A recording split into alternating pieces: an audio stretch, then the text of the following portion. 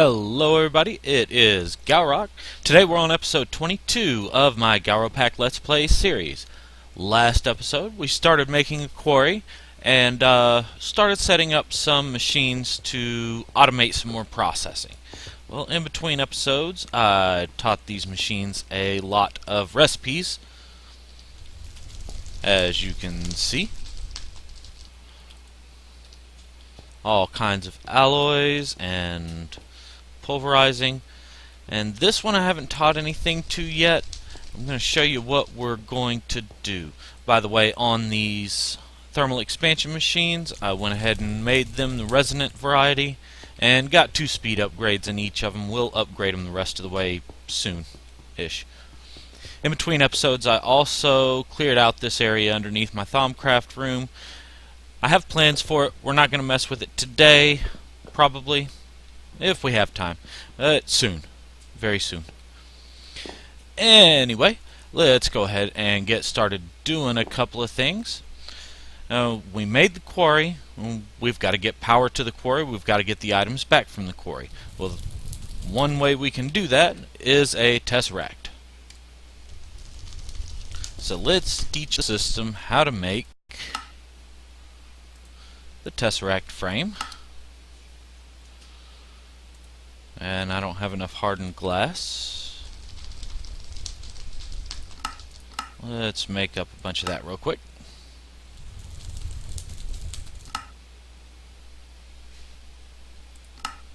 Alright, there we go.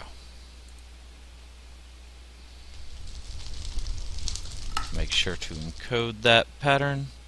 Alright, now we want to make a full Tesseract frame. So for that we need 4 ender pearls and a fluid transposer. Alright, so here's what we're going to do. First we're going to show it the empty Tesseract frame. We can go ahead and put this in the molecular assembler for the empty frame, just like so. Whoop. We also need 4 ender pearls. There we go. Because those are going to have to go for this as well. Now what we're going to do is we're going to teach this system how to automatically do that for us. So we're going to tell it, I already put basic item filters in here, so ender pearls are allowed in this one. Empty Tesseract frame is allowed in this one. And what it's going to do, melt down the ender pearls and put that resonant ender in the fluid transposer. Doop doop doop doop doo. And it went back into the system. Now, setting up the thermal expansion machines, by the way, with the Ender IO machines, we were able to configure the top as in and out. Well, the thermal expansion machines, you can't do that on the same side. So what I did was made the backside output and just piped it all back to the interface so that whatever we craft gets put back into the system.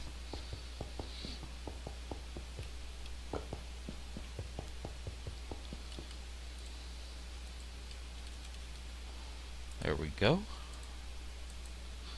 That gets us 1 full Tesseract frame. So we're going to put this Skystone chest. That's what I've got it set for. Alright. So we should be able to tell this thing we want a full Tesseract frame. And if we make it downstairs quick enough, we might be able to see it working. Just barely quick enough, but we made it. Alright. So what it's doing is the interface is putting the items into the Skystone chest, and that's why I use the Skystone chest. Being up against that ceiling like that, you can still open it. So the interface is going to put the items in the Skystone chest. This conduit is set to always extract. And then we told the filter it can put the ender pearls. Hey. What happened there? That's weird.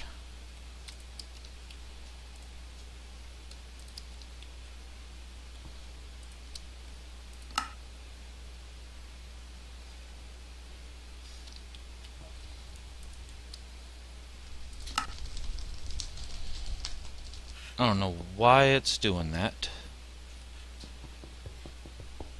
Let me see if I can figure that out. I will be right back.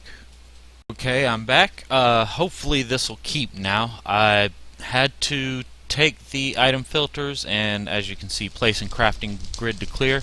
So that's what I had to do. I had to clear these item filters, and they seem to be remembering their settings now.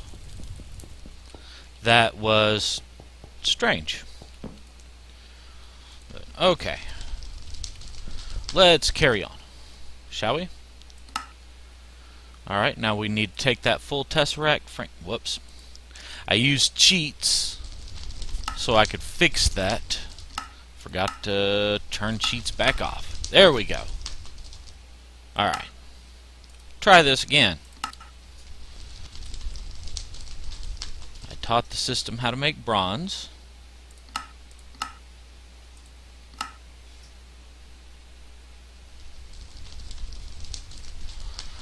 Doop doop doo doo.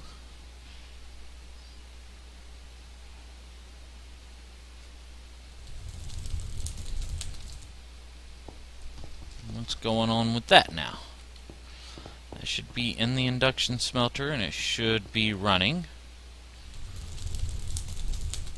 Well, that's weird.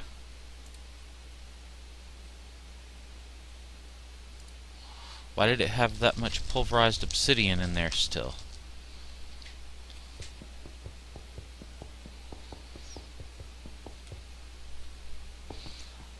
I will have to fix that recipe later. I think what might have happened...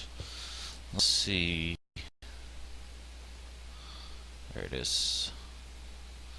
8 pulverized obsidian, 1 lead. That doesn't seem right. I thought it was 4.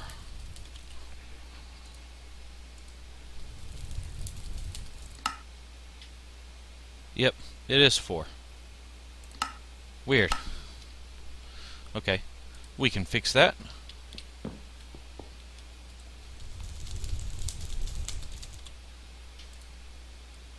Let's finish this recipe. Whoops.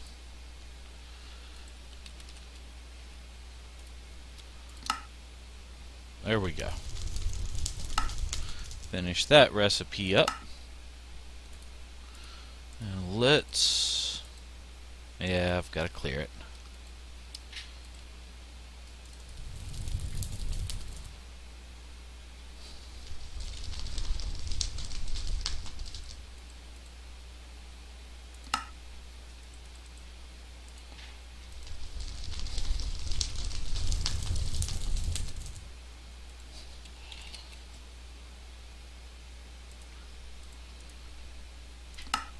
There we go. Got that fixed.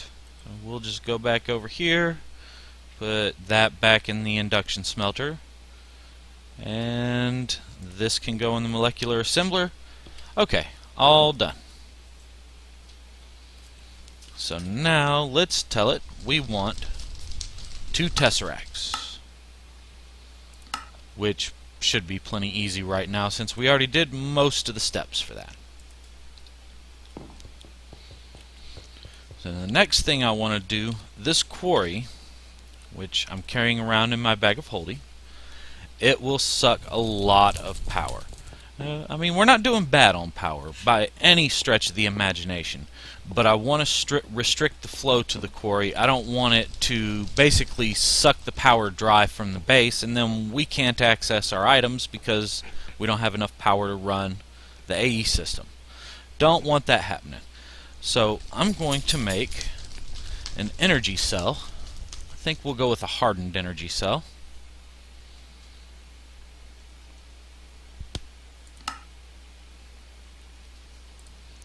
So actually I think the system knows how to make... Nope, guess not. Thought I had taught it how to make a leadstone energy cell frame. Well, we can do that.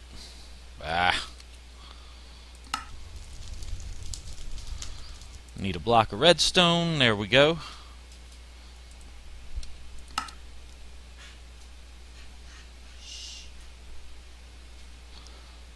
Where did that block of redstone go? I did make one, didn't I? Weird.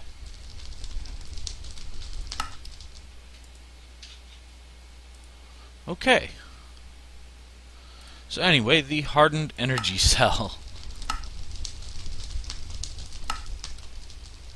Oh, we need a conductance coil. There we go. Now we can do it. Okay. So what we need now is to find somewhere to set this up where it can pull power and take the items. So where would be a good place?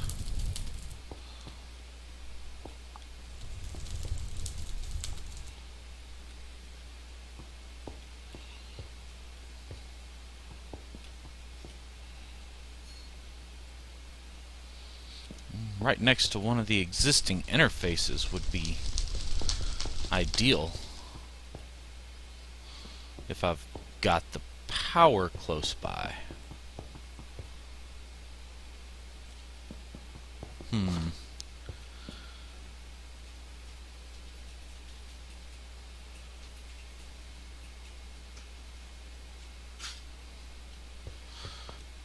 Don't want to get into that tight spot up there. I guess we can make a new interface for it.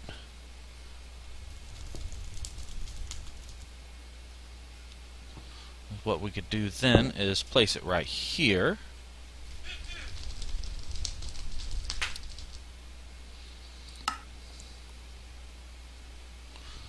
Okay, the items, we're going to leave that disabled there. And just leave the power alone. Okay, that's charging up. And this will restrict to 800 RF per tick. And if we find that that's draining too much power, we will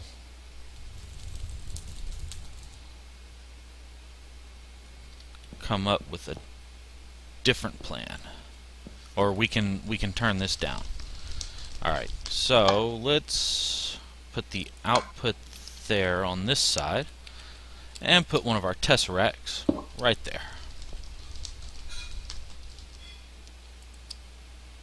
And again, we're going to disable the item output,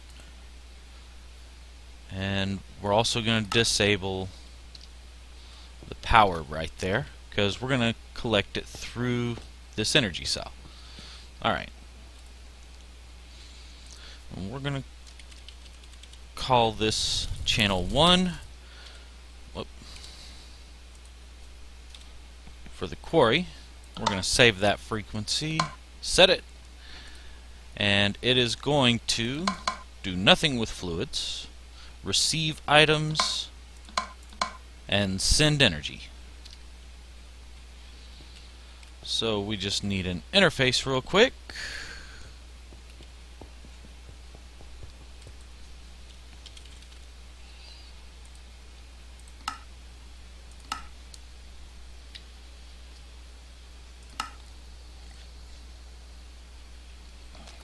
Shouldn't take but a moment. There we go.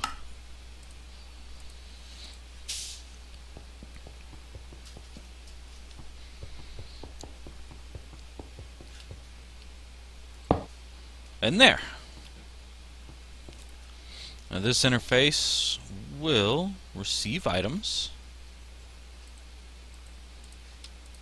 and automatically put them into the system.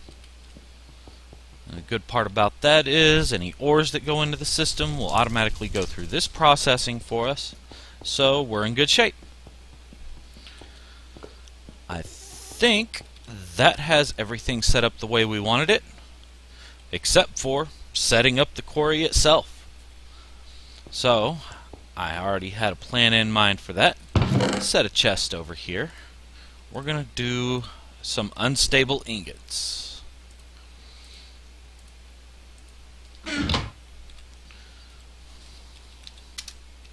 We're going to make a portal to the deep dark. So this needs unstable ingots on the sides, quadruple cobblestone in the corners, and quintuple in the center.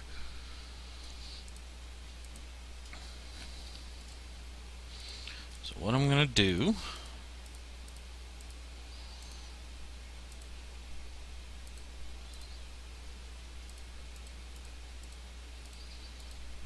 make sure I've got the space up there.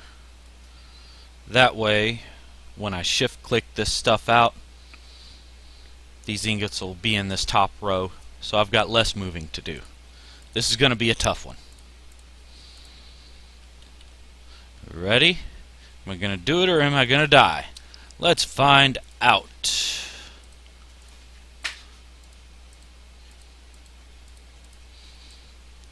They're starting to flash. I got it. All right. It's always so nerve-wracking.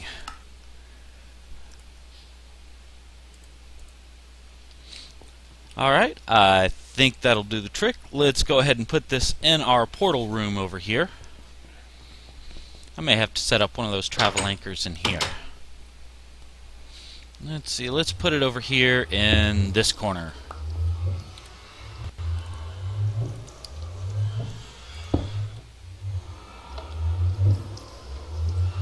Okay, here we go.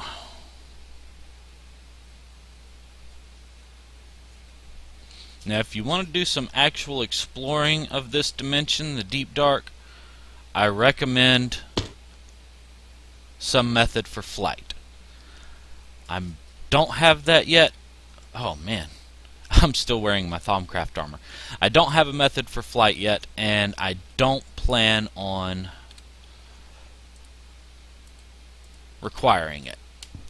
So here's what I'm going to do. I'm going to dig out an area real quick that we can set up the quarry, and I'll be right back. To note about being in the deep dark, the dark damages you after you spend too much time in the dark.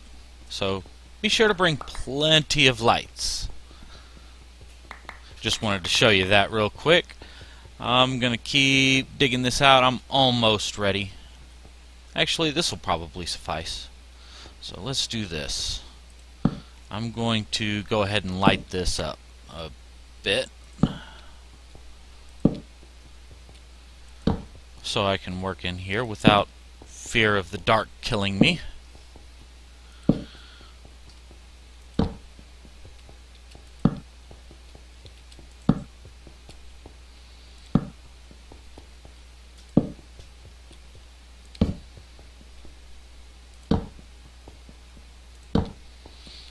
Alright. Let's get some stuff out here. We need the quarry and our ender markers.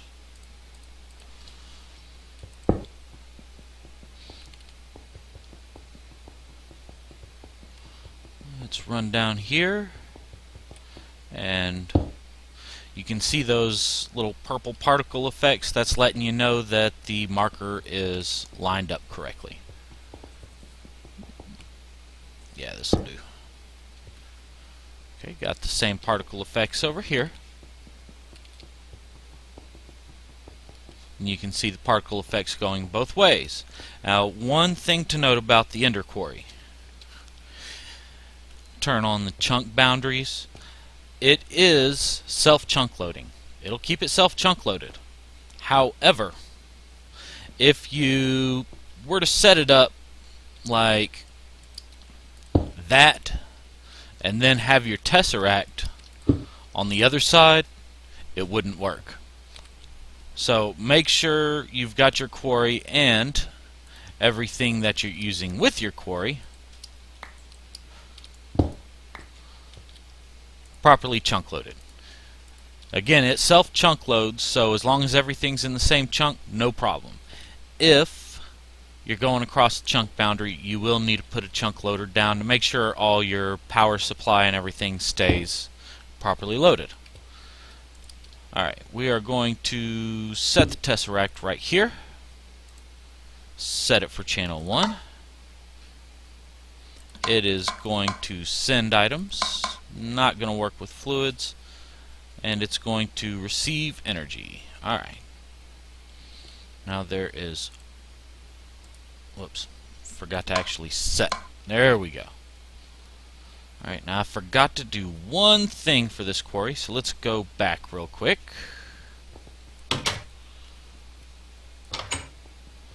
I like using the World Hole upgrade Not in my house, but in the quarry. Get in there. Alright. Get my one stack back. There we go. And you can see that's exporting quite nicely. So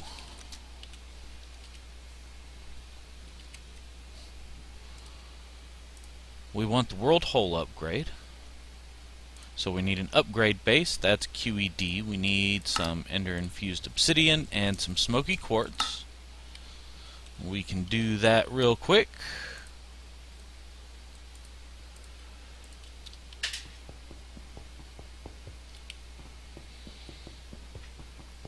Just run this down here into the furnace mode one and cook it up.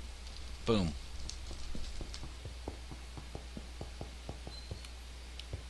Or burnt quartz, that's what it was. I called it smoky quartz. That's from something else. So, oh, that's QED recipe. But basically, I like using the world hole upgrade because it helps me remember where I've used the quarry and where I haven't. Alright, that's going to take a minute. Let's get the other stuff we need together. You can see there are other upgrades you can add to it as well. You can get Silk Touch, Fortune, and you'll notice the power drain multiplier on these. Some of these cause it to use a lot more power. A whole lot more power. You can speed it up as well, and that doesn't use too terribly much more. And the pump upgrade, it'll actually pump out any fluids it finds along with mining. That can be useful sometimes. I'm not going to worry about it this time. The only fluid I can think of we might need a lot of would be lava, and we've already got a pump in the nether for that. So let's see. We need a couple more blocks of quartz, a trash can,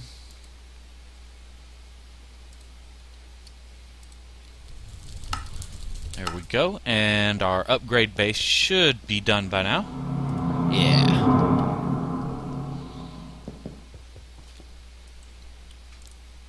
Now you notice the world hole upgrade, power drain X1. So it's not going to cause it to drain extra power, it's just going to leave a hole in the world.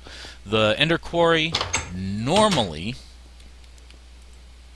will replace any blocks it mines with dirt.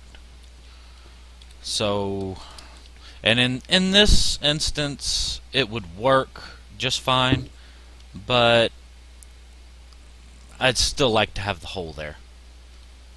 So, right-click it, found ender markers, establish boundary, and it is mining.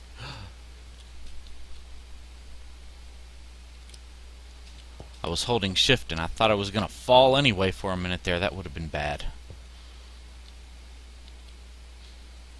Alright, we're just going to let that sucker go. There goes the next row. And we should be in good shape.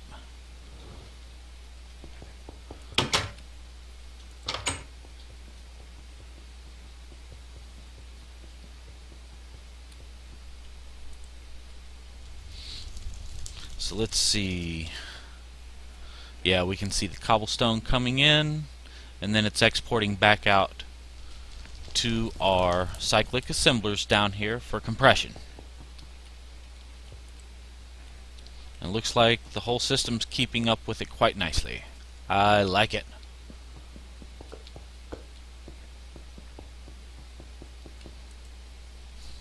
Have we picked up any ores yet? Aha! That copper ore, that's one I have not added yet. I did go mining a little bit also between episodes, just to get a few more things and be able to get most of this stuff into the storage bus. Now, copper ore will export into this. There we go. Alright, we're just going to let that thing run and do its thing. And I think I want to work on a couple more machines before we call it a day. So let me get a couple of things ready for that, and I'll be right back. I think I know what I'm going to do. I've got a couple of things in mind. First, this capacitor bank, our power production right now is pretty much keeping up. I mean, it's keeping up pretty well, but all the generators are running. And I'm just not too comfortable with that. Well, our biofuel drum is staying full, so we're doing good there. I think what I'm going to do is add a few more generators. That'll get us going. And furthermore, we're going to make one of these. What was that called? It's called machine chassis. That's right. I knew I had taught the system how to make it. There we go. A painting machine. And what we can do with the painting machine... Actually, let's do this. Let's go over here and teach it that if we use 8 conduit binder like that, it makes 1 conduit facade. Alright. I'll show you how this machine works.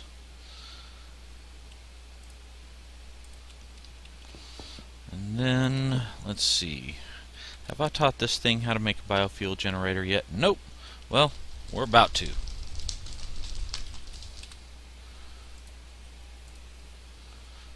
Knows how to make pistons. Knows how to make machine frames. Does it know how to make a furnace? It does. Alright. It knows how to make the transmission coil. Alright.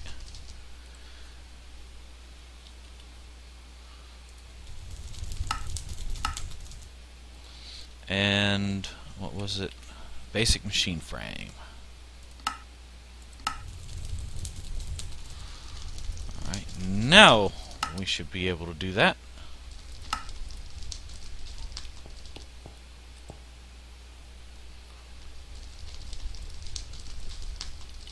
There we go.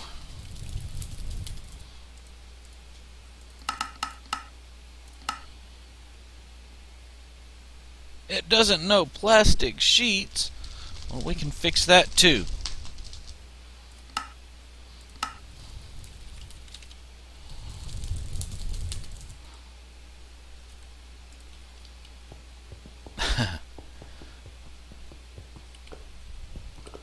I should have brought more down with me.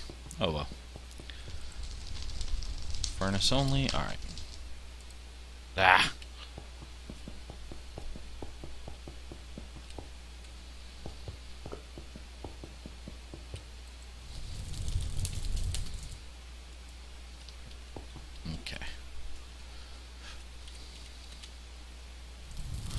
Okay, 1 raw rubber smelted equals 1 rubber bar.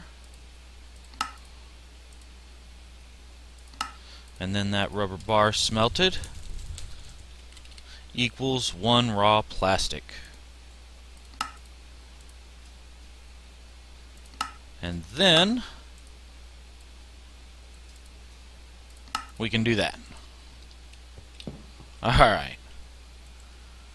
So we're going to put these into the furnace only alloy smelter.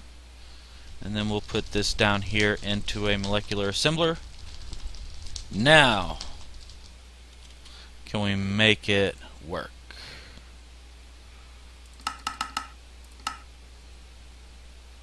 Looks good.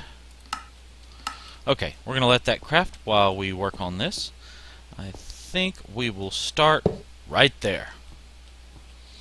You can see I've gone ahead and run some conduit over here. This is kind of what I planned as my machine wall, where I want to use machines manually, and the painting machine will be one of those.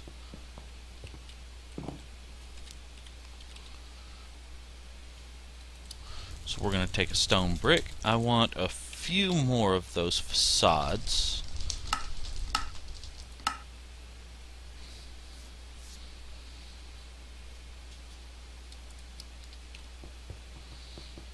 And all we got to do, throw the bricks in there on the left side to show it what we want these to look like, and it will start painting them for us. And all we have to do is walk up to one of our conduits. like say this redstone conduit we ran for the spawner over here. Boom, covers it up nice and pretty. And if you use your Yeta wrench, let me pull that out, hold it in your hand, it hides the facade so you can see your conduits. Very nice. So we're going to let those craft up. And forgot I had those already in my inventory. Alright, the bioreactors are ready. Or biofuel generators.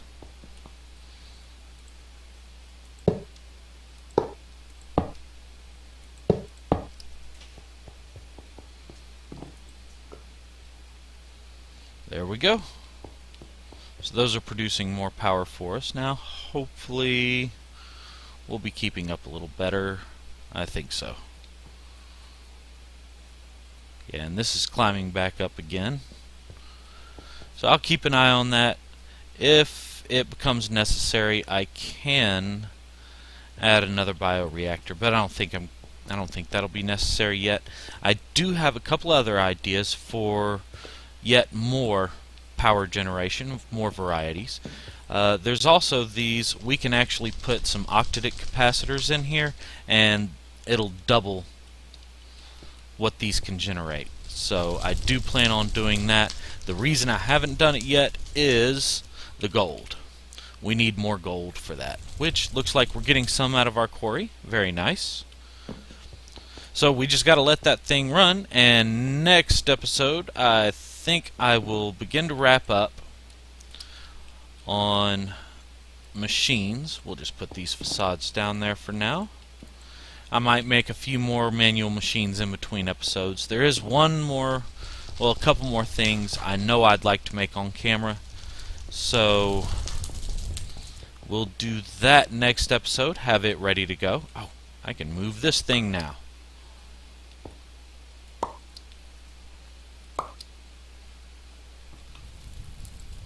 Yeah. But I think I'm about ready to start working with